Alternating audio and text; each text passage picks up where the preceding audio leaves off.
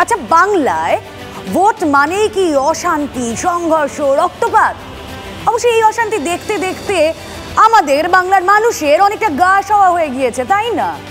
লোকসভা ভোটের দিনক্ষণ ঘোষণার পর থেকে কিছু জেলায় আমরা দেখছি মাঝে মধ্যেই সংঘর্ষ বাড়ছে। তবে ভোটের আগে থেকে বেনজির অশান্তি কোথায় চলছে মুর্শিদাবাদ জুড়ে। সংঘর্ষ, মুড়ি মুরকির মতো বোমাবাজি, বিভিন্ন জায়গা থেকে বোমা উদ্ধার হচ্ছে। এমনকি রামনবমীর দিনেও সেখানে এমন অশান্তি হয় যে ক্ষুব্ধ হাইকোর্ট বলে এই অবস্থায় বহরমপুরের ভোট পিছিয়ে দিলেই ভালো হয়। ইতিমধ্যেই জেলায় 30 কোম্পানি বাহিনী চলে এসেছে। এলাকায় এলাকায় কেন্দ্রীয় বাহিনীর রুট মার্চ হচ্ছে, পুলিশের টহলদারি চলছে, কিন্তু তাতেও কেন থামছে না অশান্তি? এই প্রশ্ন স্বাভাবিকভাবেই ওঠে। প্রায় প্রতিদিনই কোথাও না কোথাও বোমাবাজি হচ্ছে তো হচ্ছেই, বিরোধীদের পার্টি অফিসে আগুন ধরিয়ে দেওয়ার মতো ঘটনাও ঘটছে। এবার আপনাদেরকে একটা পরিসংখ্যান দেব, সেই পরিসংখ্যান দিলেই পরিস্থিতিটা আরো স্পষ্ট হবে। গোটা এপ্রিল মাস জুড়ে বোমাবাজি চলেছে, বোমা উদ্ধারের ঘটনা ঘটেছে। এমন একটা দিনও যায়নি যখন আমরা সংঘর্ষের খবর করিনি। আমরা শুধুমাত্র একটা সপ্তাহের পরিসংখ্যান আপনাদের সামনে তুলে ধরছি। 30শে এপ্রিল মানে আজ ভগবান গোলায় সিপিএম এর কার্যালয়ে আগুন ধরানোর অভিযোগ একদিন পিছিয়ে যায়। 29শে এপ্রিল গতকাল রেজিনগরে তৃণমূলের 2 গোষ্ঠীর সংঘর্ষ, বোমাবাজি।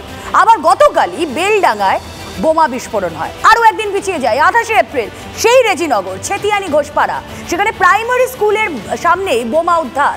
কোথা থেকে আসছে এত বোমা? 27শে এপ্রিল ভরতপুর থানার সরডাঙ্গা গ্রামে 2 গোষ্ঠীর সংঘর্ষে বোমাবাজি, বোমা উদ্ধার। 25শে এপ্রিল রানীনগর জোটের মিছিলে বোমা নিয়ে হামলার অভিযোগ। 25শে এপ্রিল বড়োয়া মোনাইকান্দারায় বিস্ফোরণে উড়ে গেল তৃণমূল কর্মীর হাত। আচ্ছা, এ কি কোনো যুদ্ধের পরিস্থিতি? এত বোমা, এত অস্ত্র কেন? আপনাদের জানিয়ে রাখি, শুধুমাত্র মুর্শিদাবাদ জেলায় মোতায়েন করা হচ্ছে 184 কোম্পানি কেন্দ্রীয় বাহিনী। সংখ্যাটা কত? 184 কোম্পানি। অশান্ত এলাকায় চলছে কেন্দ্রীয় বাহিনীর রুট মার্চ। জেলায় আসছেন পুলিশ অবজারভার, একাধিক নির্বাচন আধিকারিক এলাকায় ঘুরছেন, কিন্তু তারপরও অশান্তি থামছে কই? লোকসভা ভোটের আগে বোমা উদ্ধার বা বিস্ফোরণ নিত্য নৈমিত্তিক ঘটনা হয়ে উঠেছে মুর্শিদাবাদে। বহরমপুর লোকসভা রেজিনগর, বেলডাঙ্গা একাধিক এলাকায় বোমা বিস্ফোরণের ঘটনা এবং বোমা উদ্ধার যেন নিত্য নৈমিত্তিক ঘটনা। আর এখানেই আতঙ্ক রয়েছে সাধারণ ভোটারদের মনে, কারণ সামনেই লোকসভা নির্বাচন। আদৌ কি তারা শান্তিতে ভোট দিতে পারবে? আদৌ কি সুষ্ঠু নির্বাচন হবে? সেই নজর রয়েছে নির্বাচন কমিশনের কাছে। সেই তাদের কাছে একটা চ্যালেঞ্জের মুখে হয়ে দাঁড়িয়েছে। জেলায় মোতায়েন রয়েছে কেন্দ্র বাহিনী, কিন্তু তারপরেও এইভাবে বোমা উদ্ধার বা একই স্থান থেকে বারংবার বিস্ফোরণের ঘটনা কিভাবে ঘটছে সেটা নিয়ে এখন প্রশ্ন উঠতে শুরু করেছে। তাহলে সেই কোথাও যেন সুরক্ষায় গাফিলতি রয়েছে, সেটা প্রশ্ন উঠছে। মুর্শিদাবাদ থেকে ক্যামেরায় সিদ্ধার্থর সাথে কৌশিক, TV9 বাংলা। মুর্শিদাবাদে কেন বিরামহীন অশান্তি? তাহলে কি কমিশনের বাড়তি নিরাপত্তার আয়োজন একেবারেই এনাফ নয়? কি বলছে শাসক, কি বলছে বিরোধী, শোনা যাক।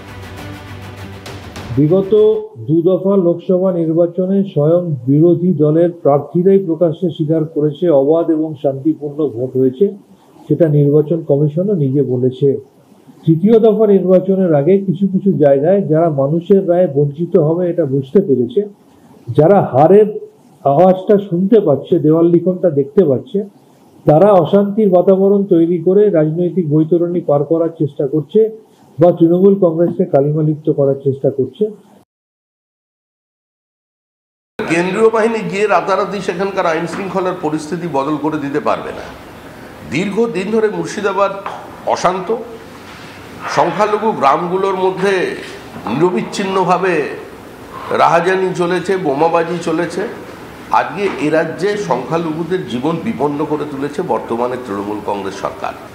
আতঙ্ক চলছে, খুন চলেছে। এই পরিবেশের জন্য দায়ী বর্তমানে রাজ্য সরকার।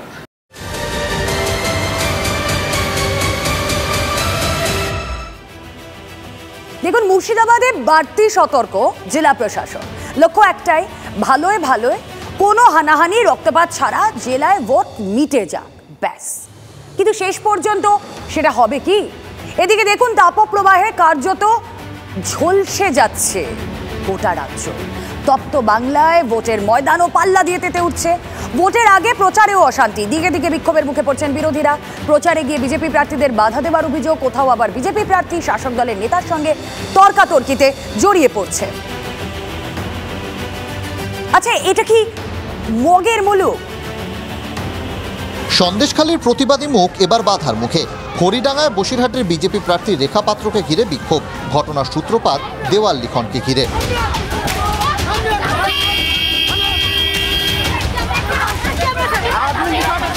বিজেপির যে দেয়াল লেখা ছিল সেই দেয়াল লেখাকে কেন্দ্র করে প্রথমে গন্ডগোলের সূত্রপাত। তাদের যেটা অভিযোগ, বিজেপির তরফ থেকে অভিযোগ ছিল যে তৃণমূল সেখানে সেই দেয়াল লেখায় রেখা পাত্র যেখানে নাম লেখা ছিল তার উপরে কালি ঢেলে দেওয়া হয়। হরিডাঙ্গায় গোলমালের খবর পেয়ে ঘটনাস্থলে যান রেখা ও বিজেপির নেতা নেত্রীরা। অভিযোগ, তাদের দেখেই বিক্ষোভ শুরু হয়। বিজেপি প্রার্থীর সামনেই চলে হাতাহাতি। রেখাকে লাঠি নিয়ে তাড়া করার অভিযোগ ওঠে তৃণমূলের বিরুদ্ধে। বিজেপি প্রার্থীর অভিযোগ, গ্রামবাসীরা নন। হরিডাঙ্গা গ্রামের প্রধান সমীর বাছারের নেতৃত্বে বিক্ষোভ, হামলা চলে। যদিও যাবতীয় অভিযোগ অস্বীকার করে তৃণমূল। মাটিয়া থানায় লিখিত অভিযোগ দায়ের করেন রেখা। টিএমসির গুন্ডা বাহিনীরা ওখানকার যে পঞ্চায়েত প্রধান, উনি বাজে ল্যাঙ্গুয়েজে আমাদেরকে গালাগালি করেন, আমাদের গাড়িতে ইট মারেন। শুধুমাত্র ওনার যে পঞ্চায়েত প্রধান ওখানকার টিএমসি, উনিই শুধু এইটাই করেছেন, ওনার ফ্যামিলিটাই এসে করেছেন। আদার্স আর কেউ আমাদের উপরে কোনো হাঙ্গামা করেননি। বিজেপির প্রার্থী যিনি আছেন তিনি গ্রামবাসীদের সঙ্গে উত্তেজনামূলক কথাবার্তায় জড়িয়ে যান। বিজেপি কর্মীরা সেই গ্রাম্য মহিলা যারা প্রতিবাদ করছিল সেরকম মহিলাদের সঙ্গে অশালীন ব্যবহার করা হয়। শুধু রেখা পাত্রই নন, প্রচারে বেরিয়ে বাধার মুখে মেদিনীপুরের বিজেপি প্রার্থী অগ্নিমিত্রা পাল। অভিযোগ, তাকে দেখে কালো পতাকা দেখান তৃণমূলের কর্মী সমর্থকরা। দাঁতনে বিজেপি প্রার্থীকে প্রচারে বাধা দেওয়ার অভিযোগ ওঠে। তৃণমূলের খুব দুর্নীতিগ্রস্ত কোটি কোটি টাকার মালিক নবকুমার মহাপাত্র, নবীন দাস, কালীচরণ পাত্র আর গৌরী গণেশ কর, তারা দাঁড়িয়ে কালো পতাকা দেখাচ্ছে। 10টা লোকও তাদের পাশে নেই। যেনাদের নাম নিয়েছেন এনারা কেউ ছিলেন না বাংলা আবাস যোজনার টাকা দেয়নি, তো স্বাভাবিক মানুষের ভিতরে একটা ক্ষোভ থাকবে। লোক টাকা পায়নি, যার জন্য সাধারণ মানুষ, মহিলা পুরুষ সকলে ঘিরেছে। এদিকে আবার কামারহাটিতে প্রচারে বেরিয়ে শাসক দলের নেতার সঙ্গে তর্কাতর্কিতে জড়িয়ে পড়েন বিজেপি প্রার্থী। বরানগর উপনির্বাচনে প্রচারে বেরিয়েছিলেন সজল ঘোষ। কামারহাটিতে সেই সময় অনুগামীদের নিয়ে দাঁড়িয়েছিলেন তৃণমূলের ব্যারাকপুরের যুব সভাপতি রানা বিশ্বাস। বিজেপিকে কেন ভোট দেওয়া হবে তা নিয়ে সজলকে প্রশ্ন করেন রানা। তা নিয়েই তর্ক বাধে। সজলের উদ্দেশ্যে স্লোগান দেন তৃণমূলের কর্মীরা। অভিযোগ তেমনটাই। তাই কেন ভোট দেব না, বিজেপিতে কেন ভোট দেব? আমি আপনাকে যদি পাল্টা একটা প্রশ্ন করি যে আমরা তৃণমূলকে কেন ভোট দেবো, নোটাই কেন দেবো? কারণ তৃণমূল লক্ষ্মীশ্রী দিয়েছে, কন্যাশ্রী দিয়েছে, লক্ষ্মী দেখুন বিরাট খুশি হচ্ছে, বিশাল খুশি হচ্ছে। আরে আমি তো চাই বাংলার জয় হোক, বাংলার জয় হোক আমি তো চাই।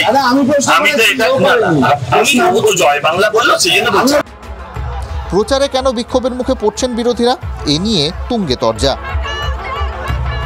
পঞ্চায়েত নির্বাচনে বা পৌরসভা নির্বাচনে দেখেছি বিরোধীদের নমিনেশন দিতে দেবে না, প্রচার করতে দেবে না। একই জিনিস যদি চেষ্টা করে 2024 লোকসভা নির্বাচন, সেটা কিন্তু শাসক দলের পক্ষে বুমেরাং হবে, এটা যেন মনে রাখে। ভোটের প্রার্থী প্রচার করবে, এখানে বাধা দেওয়া মানে যারা বাধা দিচ্ছে তারা ভয় পাচ্ছে। এর সঙ্গে তৃণমূলের কি সম্পর্ক? এলাকায় যদি লাগাতার কেউ মহিলাদের অসম্মান করেন, মিথ্যা প্রচার করেন, মহিলাদের সম্পর্কে কুৎসা করে নিজেদের রাজনীতি করেন, নিজেদের ইমেজ বিল্ডিং করার চেষ্টা করেন, সেখানে স্থানীয় মহিলারা আপত্তি করেছেন। শাসক হন বা বিরোধী, প্রচারের অধিকার সব প্রার্থীর। তাহলে কেন বিরোধীদের বাধার মুখে পড়তে হবে? বাংলায় কি সুস্থ পরিবেশে ভোট হওয়া সম্ভব নয়? কোথায় বাহিনী, কোথায় কমিশন? প্রশ্ন তুলছেন রাজনৈতিক মহলের একাংশ। Bureau report, TV9 Bangla.